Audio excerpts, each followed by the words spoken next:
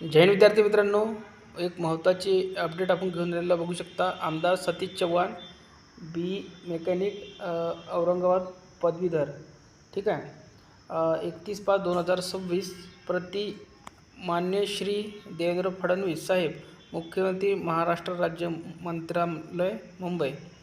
विषय सरळ सेवा भरतीप्रमाणे पोलीस शिपाई पदासाठी 5 वर्षे वयोमर्यादा वाढवण्याबाबत। महोदय, राज्यात मोठ्या प्रमाणातील युवक पोलीस शिपाई पदाकरिता तयारी करून पुढील भरतीची प्रतीक्षा करत आहेत, परंतु भरती प्रक्रियेतील विलंब आणि इतर कारणांमुळे सदर उमेदवारांची वयोमर्यादा संपत चाललेली असल्याने युवकांना या संधीपासून मुकावे लागले की काय अशी भीती निर्माण झाली आहे। त्या अनुषंगाने सध्याची वयोमर्यादा 5 वर्षांनी वाढवून खुल्या प्रवर्गासाठी 38 आणि राखीव प्रवर्गासाठी 43 वर्षे करण्यात यावी अशी मागणी युवकांनी केली आहे।